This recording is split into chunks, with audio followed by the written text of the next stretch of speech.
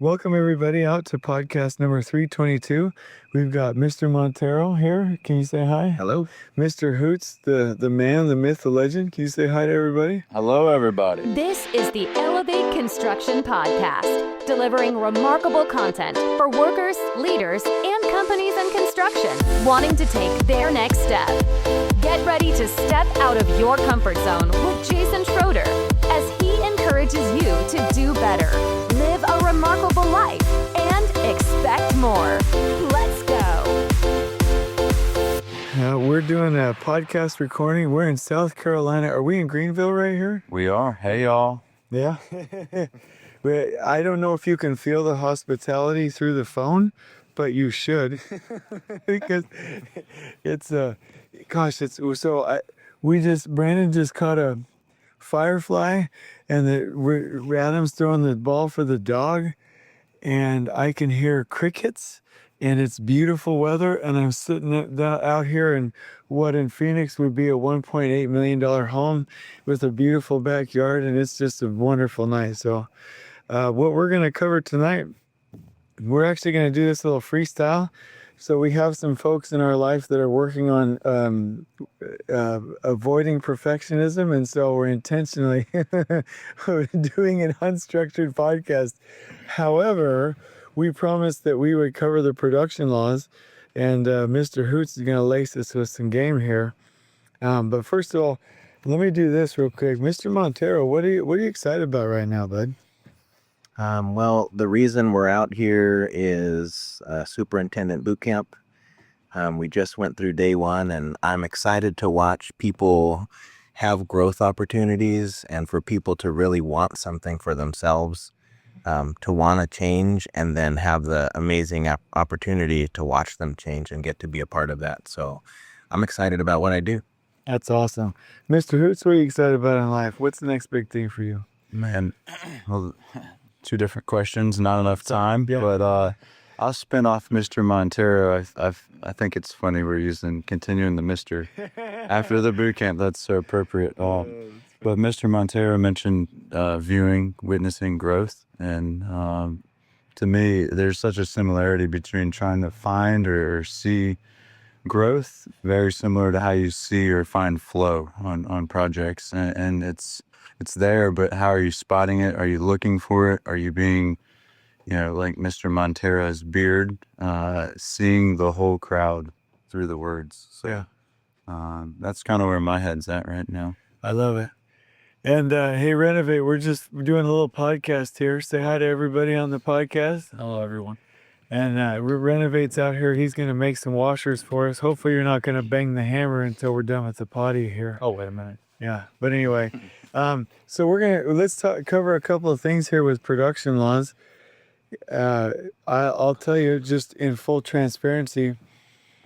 So Little's law, I understand, I think a little bit, that it's the number of flow units multiplied by basically the process time will provide you the throughput calculation, if I understand it right. I think the calculation we do with Takt is a version of Little's law, is what you told me. And then I think you were saying that the law of bottlenecks and the law of the effect of variation in production systems.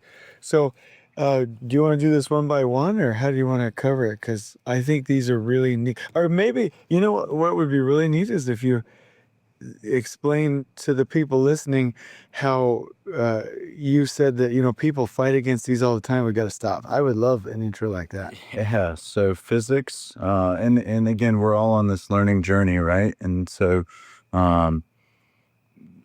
I took a class called Physics for Architects in college. I have a degree in public and cultural communications, so I'm not like a lot of the smart engineers and other brilliant people that we have the opportunity to work with every day. But I will tell you, my recent, I've had a couple of leaders in my life, one, Hal Maycomer, and two, Terry Erickson, have really driven me towards these theories. And these, the way we talk about them are really like the physics for production. And everybody understands, or for the most part, even me, physics for architects, right? So we talk about gravity, and that's what keeps us down. It keeps us grounded, right? It keeps us from floating away. And what happens when you fight gravity? We talked about that in the boot camp a little bit today on the S curve, where excellence is at the top and bad is at the bottom. Yeah. And when you're trying to keep a ball up at excellence, right, it's going to want to fall down due to gravity. And so it's a constant fight. It's a battle. It's a expectations, trying to work within what is real, right? And so what is real, as we start talking about that and relating that back to these production laws, is understanding when we fight against them, it's frustrating. You will not win. You can't beat a production law. You can't beat gravity. If you jump, you fall back down. Yeah. And so when you start talking about them, there's 4 different production laws. You've hit a few of them, right? Little's law, bottlenecks, Yep. variation, and Kingman formula, right? And so that's the one I'm least familiar with, so we'll hit that one last. So hopefully we can have a little Google time to Okay. Yeah. make sure we clarify, right? Because it's so important. But when you start talking about Little's law and small batches and really increasing our throughput by batch sizing smaller, right? Variation, you want to dive into? Well, I was just gonna say that. So I read about Little's law in Nicholas Modig's book. This is Lean, right? And he says, and I think I have the terms right, that the number of flow units times the process time equals your throughput time. So like and he gave the example that, look, if you have 5 people going through the line in security, but each person takes 2 minutes to process, right? That's 10 minutes. And if you had 8 people in the other line, and so you went to the 5-line person, the 5-person line, sorry, because there was 8 persons on this line, but they had a process time of 1 minute each, they're going to have an overall throughput time of 8 minutes instead of 10. And the way I use it, and I honestly don't understand it fully, but when Marco and Yanosh told me about Takt wagons plus Takt sequences minus 1 multiplied by the Takt time equals your duration or your throughput time, and that as you experiment or do analyses of the different scenarios, you'll find the most ideal throughput time. I'm hoping I'm thinking that's based on Little's law. Is that correct? Yeah, I think the words we're missing right now are they're work in progress. Okay. Right? Like we're limiting how much we are focused on. Okay. And so that allows us to move things faster. Yeah. Right. So, and if, to back to your example, right? If you have 8 people and they're moving at 1 minute each, like you said, that's an 8-minute flow. Yeah. However, if your work in process goes up, so I think we're looking at it a little bit wrong, actually, right? So let's kind of rewind a little bit. Okay. So when work in process goes up, your cycle time goes up, right? So let's put this in construction terms. Like, forget all this theory. Like, I think that's what's really throwing me off right now. So we have work on a job site, right? We've got the structures that we're ready for finishes. Yeah. Okay. And we've got 4 levels that are all ready for finishes. Yep. Right. Do we want to put people in all 4 levels to go do all the finishes? Oh yeah. No. Why not? Well, to your point, I know you're testing me, but we increase work in process, and then those larger batches, and so we're actually, I think we're on the right pace right now. I'm feeling it. The cycle time lengthens, right? And because we're batching it, it takes overall longer, and you have a longer throughput time, you have a longer overall duration. And I think the way, for me, answering your question is, well, how does that apply to us in construction? Is that we, in construction, thoughtlessly choose large batch sizes for our areas in scheduling, right? And I think what I'm hearing you say, and correct me if I'm wrong, but is that we can't keep hitting our head against Little's law and choosing these large batch sizes, which increases the cycle time, we need to right size these areas, which gets each area to the customer or finished to the customer, right?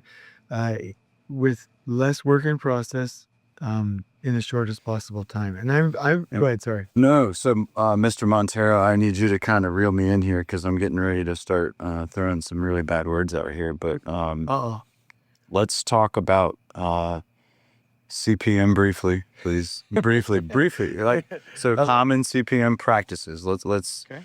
and how Little's Law applies to common CPM practices. And so when we come up to, so we're doing our finishes, right? Well, we're not quite done in this room, but we got to release the next trade.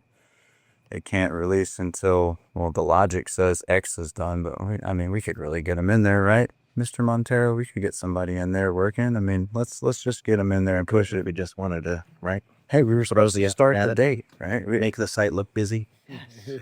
I mean, the owner's coming next week. We really got to prepare, right? There's room for them. And so we start we're supposed to start a date. We're going to go ahead and keep that. And we're going to slam it to the left with everything else. And all of a sudden now we're not so much talking about big batches on area, but now we're talking about big batches of work in small areas. Yeah. And how that stifles progress, right? Yeah. And so, again, Little's Law, when we're talking about setting WIP limits, we're talking about really focusing on the work in progress and getting it done. Finish as you go. Yeah. Is a common term I hear on these podcasts. I love it. Well, I don't know how you feel about what we just discussed, but that makes perfect sense to me. There was and actually you and I know in Weston, he told me, and I had never heard this before. He said, Jason, when you're doing wall forms and when you're doing concrete decks, you'll want to break them up into smaller square footages, right? So we're talking about batch sizes, right? And what he was telling me was, not only does that give you a space for your form setters, for the reinforcing folks, for the placing crew, and then for people to, and then for walls and columns to go out behind it, but it gives you a better flow right there. But he had also advocated having smaller or more, I'll say smaller, but they were smaller than normal, but like the right sizing of crews. On a wall crew have 3, 4, 5 people max. Some companies that I was with, they'd throw 8, 12 people on a wall crew and they wouldn't go any faster, right? But they had so much, like you said, work in process. And I was like, wow, Weston is one of the fastest concrete supervisors I've ever been around. And I don't know if he knows about Little's Law or reducing work in process or not, but he has the best production track record of anyone I know in concrete. And so it's fun. I didn't mean to interrupt, but almost accidentally, like he's not hitting up, what do I want to say, butting up against Little's Law. He's falling into it and making it work. And I think the rest of us think, oh yeah, more work, larger batches, we're going to go faster. It just ain't so, right? So yeah, you're speaking to something like you're getting me excited right now because when we all these people talk about lean, right? And all these things lean, but folks with experience who have figured out how to be a great builder, they do lean. And so I say the same thing, who cares if we call it lean? Who cares if we call it Little's Law? If you're able to understand that when I break things down into smaller components, one, it's easy for me specifically, my simple mind to understand. It's easy for me to get this momentum of accomplishment. Mm-hmm. Who cares what we call it? And that's the beauty in it is, so many times people are ask me, why did you do that? And it's like, oh no, it's just the right thing to do. Yeah. Right. I don't know how to explain a production law. Right. Thank goodness I've got so many smart people like yourselves and all these others we've mentioned around us to help put these names and terminology to it. But let's just figure out how to operate within these laws. Again, let's not fight them. They work. They're proven. And when we simplify the explanation, we talk about it like you're talking about. I think it makes sense, right? If you have a 15,000 square foot deck, and anything is held up there, then you can't start walls and columns. The rebar folks are waiting, right? Everyone's waiting.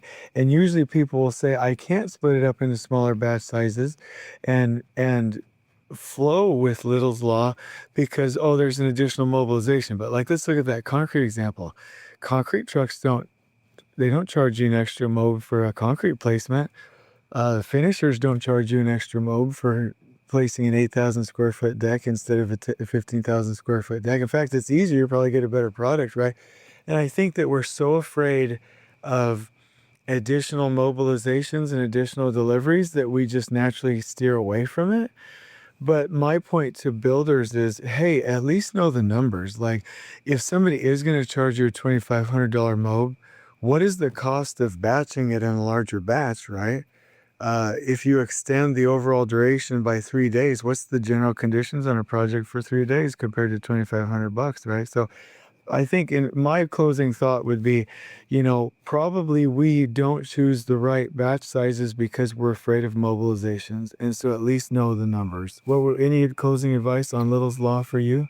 I don't know about advice, but my thought is, and again, Brandon, Mr. Montero, bring me back centered here.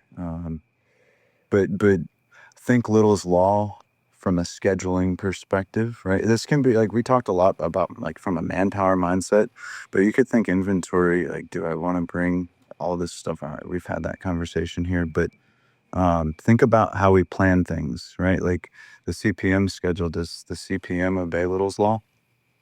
I would question that. I would say, Takt planning really drives you towards like,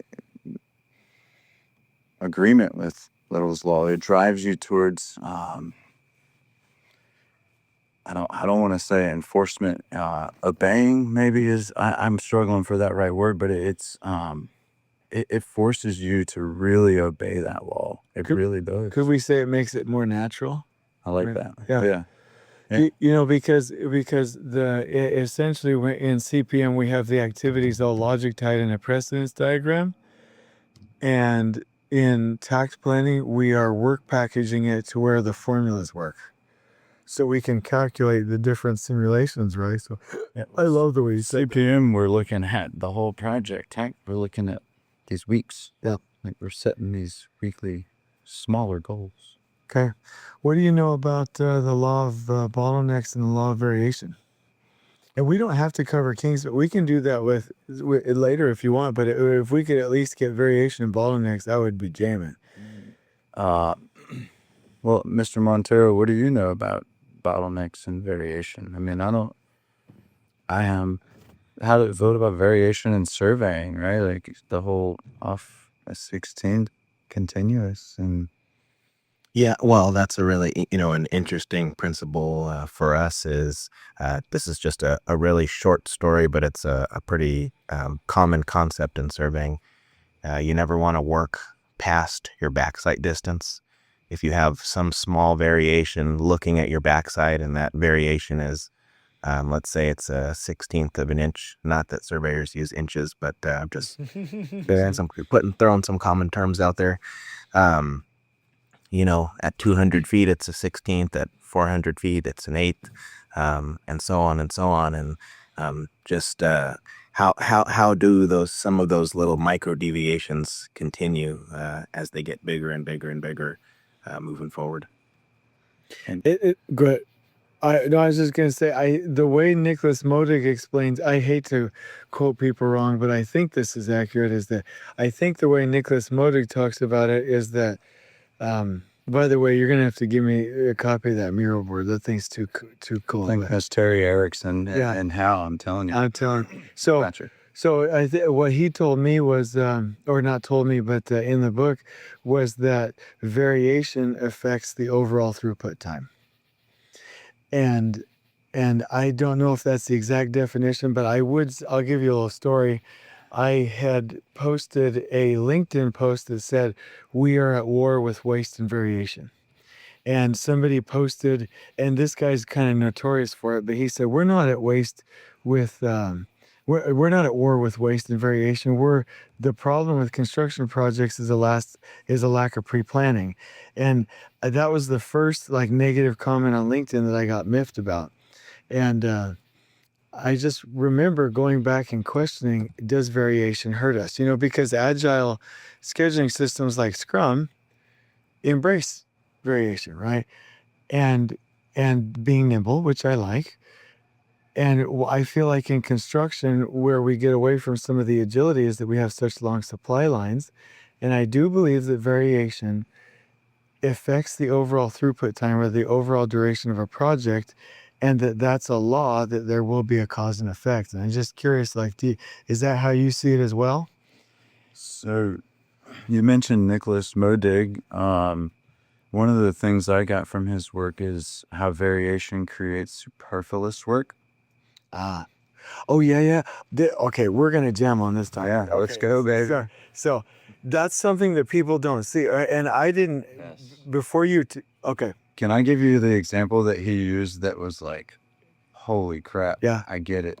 So he talked about, and this is something we can all relate to, I'm sure, receipts at the end of a month, at the end of a week, or at the end of a day. And so as you're going through and you're compiling your receipts and understanding where do I charge it, what code, what project, what was it for, documenting them, you, over time, might lose a receipt. A receipt might fade out. You might have to, and so as a receipt fades out, you might have to go chase that down, right? And so now I'm trying, I've got to justify this purchase because I didn't do it on the daily or the weekly, and now I'm creating myself this new value in order to chase something that could have just been handled already. And so that's a really good example. Because chasing down his receipts sucks. Yeah. Yeah. Which my accountant said you don't even really need to track receipts. So I'm a little bit lost about that. I'm a picture receipt. I just take pictures of all my receipts. Okay. And then Google does this nice format that you want to delete all your, Keep going, boss. They're here. But so I think it's important when we start talking about variation to, and that superfluous work really drives us back towards plan, right? Because we have a plan, and this is how it should go. But this is construction. Things vary.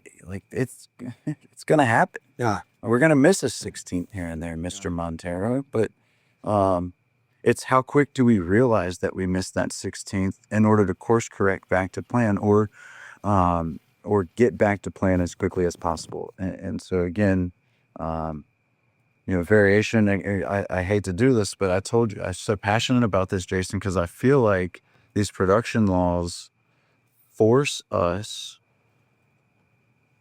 we have to obey these laws, and Takt planning forces us to obey those laws. And here it is again, right? Because in Takt planning, you're getting that rapid feedback, right? You understand when you're off.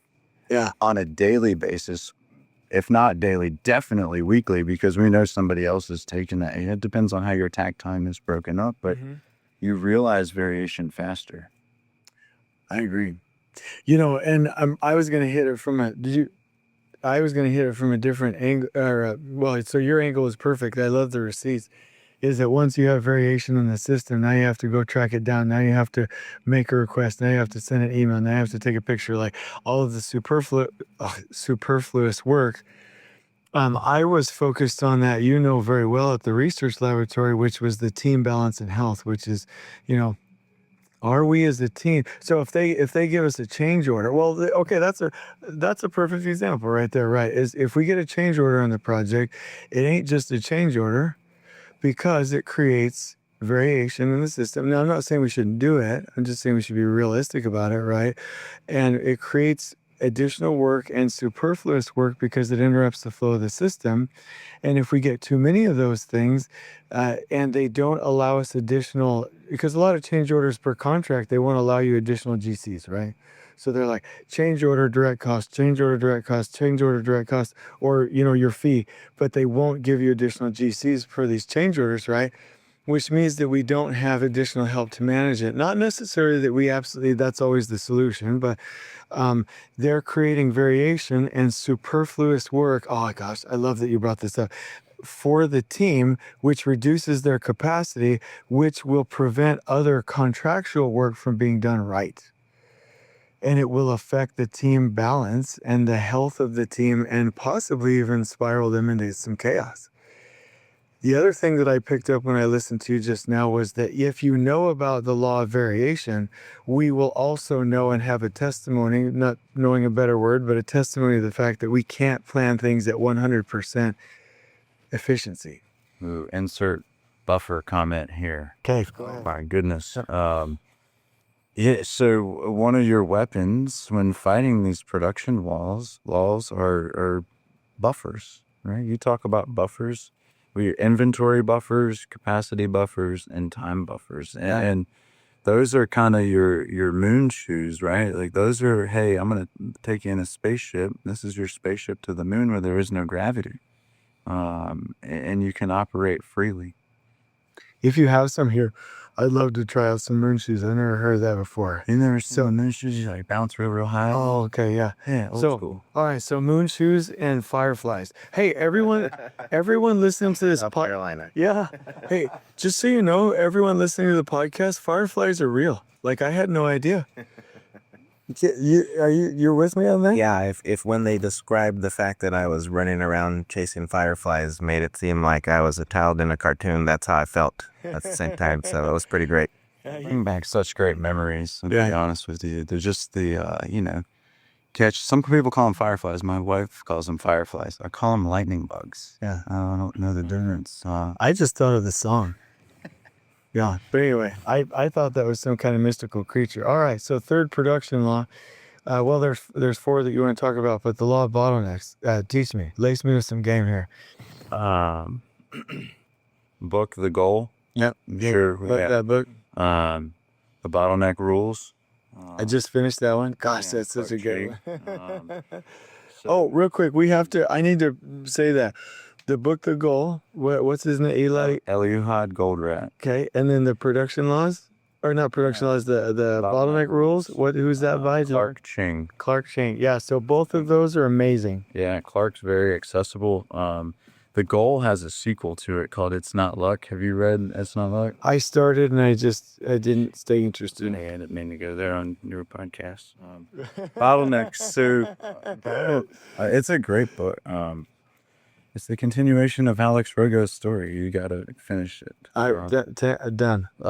So the law of bottlenecks, right? We got to start there. We got to find the bottleneck. We've got to design our production system around the bottleneck or for the bottleneck to feed the bottleneck, right? I think, you've got a great example of how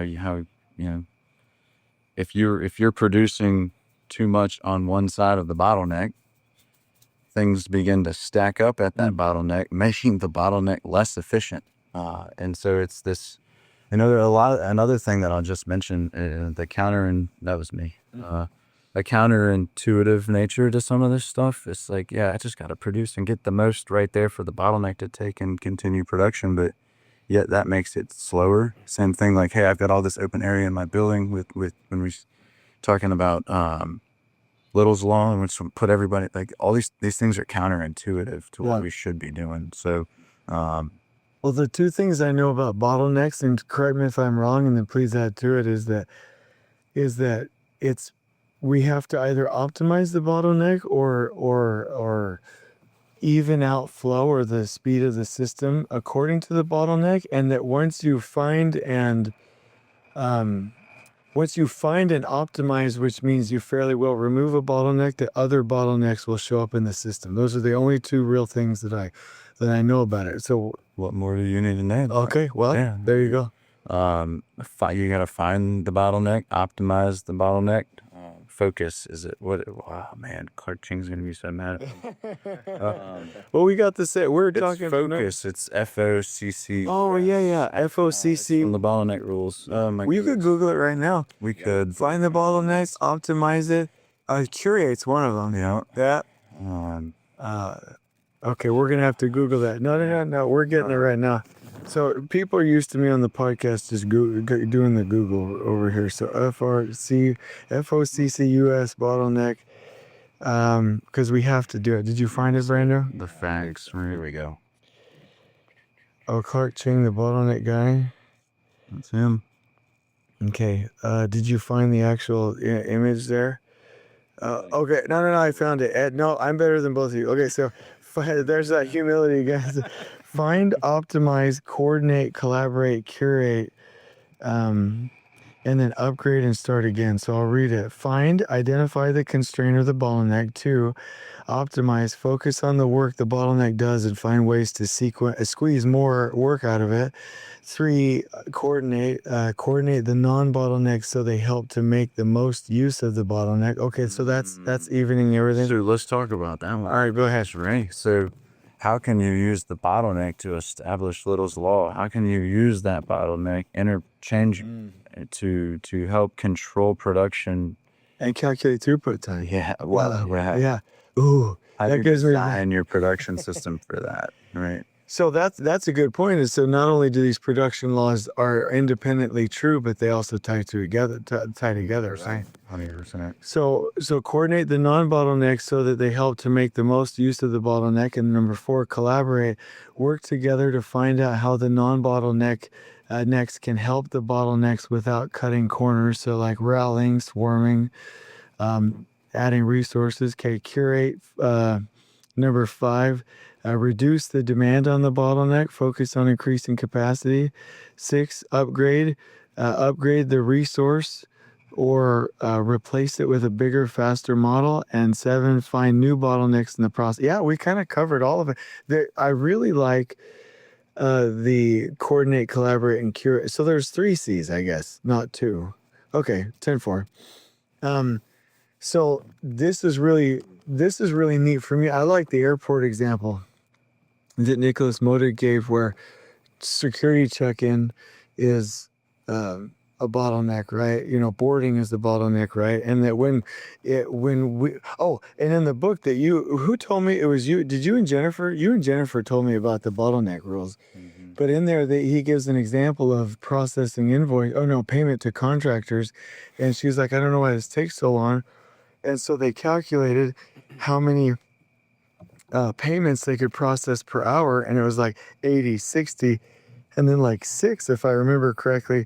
And when she's talking to him, she's like, oh, I can fix that. And he's like, oh, well, why? Because the approvals process, which was like 6 invoices per hour, she was like, oh yeah, that's me. That's my that's my job.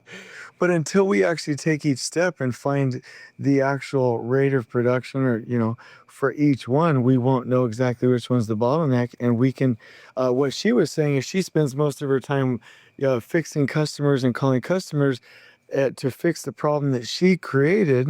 Not that she was bad, but she didn't see it, by not processing the payments in enough time, right? And so she's busy, which you corrected me on today, which I like. She wasn't being effective. So if we know where our bottlenecks are, we can apply resources properly. I like that. Anything? What would you add to that? Or offload resources, not just apply, right? Because that's like, to me, that's the easy button is, but when we start, like, think of Herbie from the goal, right? And what did we do? We took the soda out of his backpack, took the backpack off, and like, that's good. Lighten his load to really allow him to move at full potential. I like that. So I think if you're asking me, we're at 33 minutes. I think we ought to cover, unless you know off the top of your head, Kingman's Law. I think we push that to another day, unless you know it off the top of your head. I'm comfortable with that. We can push it another day. Okay. I say we all really dive into it and fully grasp it. But at the end of the day, I'll do a closing comment, and then whatever closing comments y'all have is that, to summarize, right? Little's Law is, bottom line is that how many either pieces of work or processes you have in a system affect the overall throughput time, especially if they have large batch sizes and have a large cycle time. And that variation affects the overall throughput time in systems. So we have to be aware of it and use it in our management systems, and that every system will have bottlenecks, and we need to focus, FOCCCUS, and identify and optimize and even out the system, and then find the new ones once our bottlenecks are optimized. That those are three things that you've brought to the table in this podcast. I know you got it from Hal, and who was the other one? Terry Erickson. Terry Erickson. And boy, it used to be that when we were talking about concrete production, we would just throw that term around. Yeah, we need to increase production. We need to increase, but it was based on nothing. When we were talking about production, when you say, hey, can we increase our production? Nobody really has any idea what that means, right? But now that we have these laws, variation, bottlenecks, and Little's law, like now we can actually go improve, and I'm almost done with this. It's bear with me, but we can go improve concrete production. So Little's law, what does that tell me? Smaller batch sizes, right? Law of variation, what does that tell me? Do everything you can to identify and remove roadblocks ahead of time, right? What does the law of bottlenecks tell me? Focus and observe flow like you're always talking about, and have eyes to see that, and optimize your slowest moving parts, optimize your bottlenecks. And those are things that any construction professional can start doing tomorrow. And so I would say Nicholas Modig talks about it. What are some other resources, Adam, that you'd point people towards? Man, that's a good question. I think we've talked about a lot of them, really. Hal and make them are 100%. Systems thinking is another really big term that I'd love to dive into with you. That we did a master's class to become a lean construction coaching professional. Okay.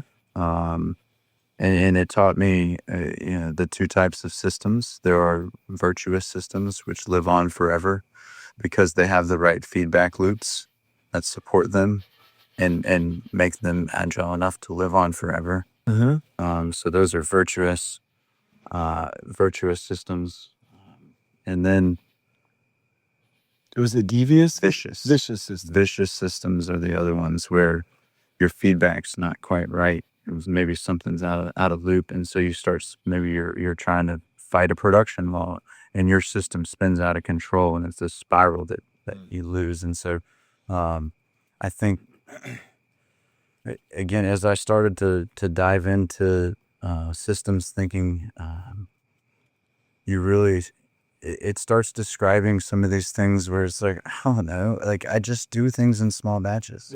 I just like to Takt plan and look at weeks by week and not the year. And it's hard to explain those things, right? But when these super bright, intelligent people like, Janish and Marco and Hal and all of these, like Terry, all these people, Charlie Dunn, these people that we're talking about, get together and they're able to like really put words to it. And there's science behind it. And then you start to understand it. And then when you understand it, you can really use it to benefit the project, and the people, and to drive ultimate clarity on the job. So, I encourage folks to learn more about it, right? Reach out to people. Let's have these conversations. Let's relate them to construction like we did. Because you remember when we were talking about Little's Law, we were kind of like, oh yeah, theory and throughput and this and that. And then we're like, well, let's just think about a building. Yeah. And so that really helps me to understand. But this has been fun. I've enjoyed it. Love having y'all here. So thankful, grateful you'll share the time with you. And I'm just excited that change is taking place. I agree. We see it. I told you I was going to close out before, but I'm really quite blown away that the industry as a whole didn't know these things before. Like, we've been saying the word production for decades and nobody has any idea what it means. Like, literally, if somebody said, well, I want to cut the project, what does everybody go do?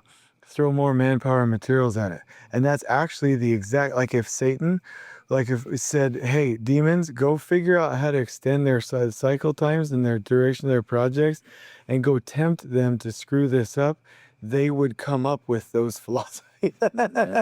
Like, they would say, go tell the humans to throw manpower and materials at it, when really we need to be optimizing bottlenecks, reducing variation, and reducing batch sizes. Like, literally. And there's a company in Illinois that's just by virtue of doing tag planning, like cutting off 20%. When they said that, I was like, "Whoa, okay, I'm getting nervous," because you're throwing out some big numbers, but like they're literally cutting 20% off by using these production laws.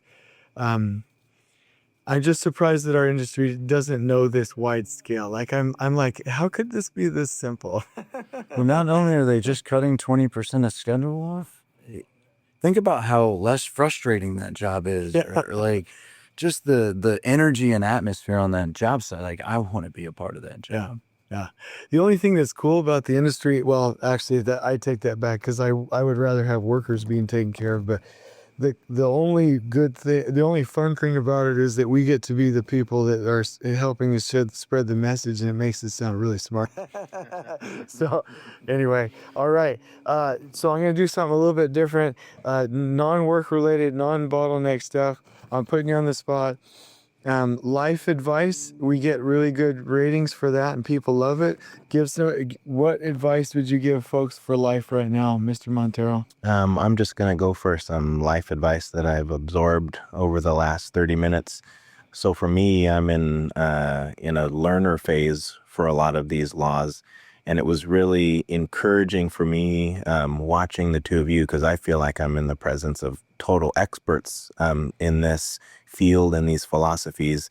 But I'm watching you go to Google to look for ways to describe the formula or philosophy more simply. I'm watching you pull up diagrams or recall really good parallels from books that help really get the point across. And so it's nice to see that there are so many different aids that are out there to help people learn. There's so many different resources, so many different, examples and parallels that would help somebody make more sense of it and just kind of assist you on that learning path. So for me as a person who's learning, it's nice to see the tools that you guys are using, and it gives me hope also that, there are plenty of places out there and plenty of resources for somebody in the learner phase to just be like, I'd like to know more about that. There's so much knowledge out there, right at your fingertips. Google being a great resource. It's, being used all around the table here to answer questions. I like that. And can I mention your company about some great stuff today or no? So my life advice is, by the way, we have a group of like 26, 28 people with, Langston, sorry, I knew that. So Langston Construction, and every time we go into boot camp, it's hey, what are we gonna get? Every single one of those participants they're just killing it. They're doing a great job. And age is a protected class, so I always get a little bit leery about saying this, but it's just data at this point because I'm not discriminating against it, but there's some older supers. One super told me, hey, I've been in this industry 4 years. We're about to retire. And a couple of them, like literally a couple of them came up and were like, when we first just thought about coming to camp, I was like, do I need this? I'm retiring. And they were like, I've had a great time today. Like literally they said I had fun. And these are the supers where you're like, ooh, One of them told me they wish they would have had it 20 years ago because it would have impacted their career so much. I love that. And thank you. And what one of them said was, I'm glad I came because even though I'm retiring in a couple of months, I'm going to use this on my personal life and I'm going to use this on family. And that inspired me to think like, we're never on break. We're never at the end. Doesn't matter if we're changing jobs or retiring. Like, we can be learning every day and apply it to anything we're doing, especially family. So that's my life advice, something I learned from your people today, and I thought that was great. So no pressure. We're all staying. No. I love the pressure. It makes diamonds, right? So learning and teaching, I think, go hand in hand, right? You're constantly switching that cap, and I think that's so important to realize as a leader. You don't have all the answers, but you probably know somebody through your sphere of influence that does. And so don't feel like you have to. I'll tell you one of the things that I learned specifically today, just being 100% of the time, right? We really defined 100% today. And I would challenge the audience to define their 100% and really look in the mirror, not the mirror that reflects what you see, but the mirror that reflects Brandon Montero's beard, because really, are you giving 100%, and do you expect 100%, 100% of the time? And so, and that's authentically being yourself. Yeah. And that's a very important part of it. And so, I guess advice, be yourself. Don't fight the production laws or the lightning bugs. Yeah. No, don't fight the production laws, and be authentically yourself while you switch your hat from teacher to learner. I love that. Okay, well, so Mr. Montero and I made a record for synchronized on we go the other day. We're going to do even better tonight. But just so you know, everybody out there on this listening to the podcast, I want you to know how important it is to me that you listen. I transparently, sometimes when I log on to Libsyn, I'll cover the stats with my hand. Like if I'm having a hard day, if it's down, I don't even want to see it. And then I swear to you, sometimes I'll get inspiration that says you need to check it out. And I'll see that there's 530 downloads that day. That's 530 people that listen that day. Or 600 or whatever. One day we got 1,800. That was a banner day. It's like, I really love the thought that we're getting this out there. So just so you know, we love you. Let's time this. So I think we'll do the lethal weapon thing. So it's 1, 2, 3, and then like the start of 4 is on we go, right? Okay. Mm-hmm. All right. 1, 2, 3, on we go. Wow, that was the best ever. All right. Please join us next time in elevating the entire construction experience for workers, leaders, and companies coast to coast. If you're enjoying the show, please feel free to share with your construction colleagues and help us spread the word by rating, subscribing, and leaving a review on your preferred podcast listening platform. We really appreciate it. We'll catch you next time on the Elevate Construction Podcast.